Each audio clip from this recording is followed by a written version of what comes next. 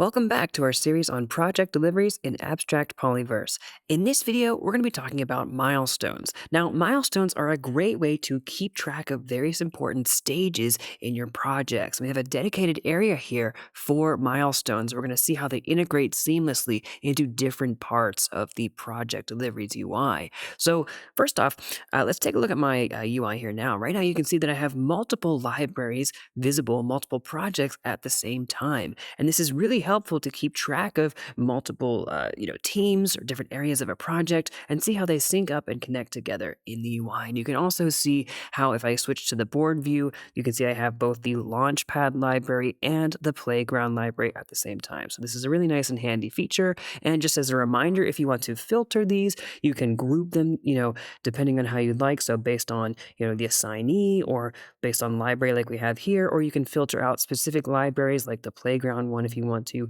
or go back to all of them all at once, which is nice. So I just wanted to show you that you can do that here in Project Deliveries as well.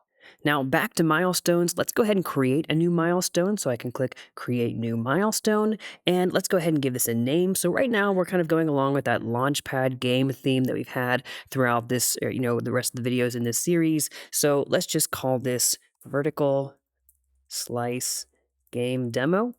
And I'll go ahead and give this a description. And now we can scope this milestone across multiple libraries or just local to a single library. And this is really nice if you want to, again, compare how different teams and projects are doing based on the overall global, goal of your projects or what you're doing. So in this case, let's just scope this to just one library, and I'll target the Launchpad project library itself. And so we can give this a due date. So today it is the 19th. Let's just say this is due on Friday here. And I can give this a color, and I'll go ahead and keep this as this purplish blue color here. And now take a look at the bottom here. You can see that we have this assign tasks area. And so what we can do here is we can assign tasks to this milestone. And this says, these tasks need to be completed in order to reach and finish that milestone in our project. So I'll go ahead and probably just enable all of these here. Go ahead and select them and choose to create the milestone.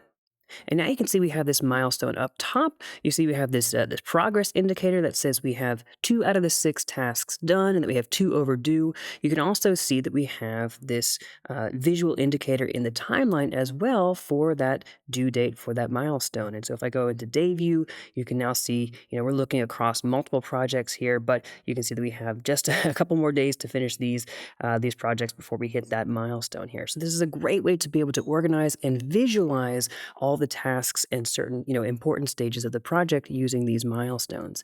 In addition to seeing the visual indicator here in the timeline and this milestone section up top, we can also go to the dashboard view, and it'll tell us, when the next milestone is, how much time is remaining. And also when you have multiple projects, you can see the status of those projects and the percentage of finishing up all the tasks in there, as a nice overview as well. So the dashboard is really, really helpful. All right, so that is a quick look at milestones in project deliveries in Abstract Polyverse. Thanks for watching this video, and we'll see you in the next one.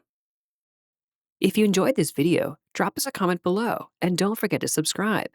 For the latest news about Polyverse, please visit our website, follow us on X, join us on Discord, or sign up for the Abstract community. You can find all the links in the video description below. Thanks for tuning in, and we'll see you in the next one.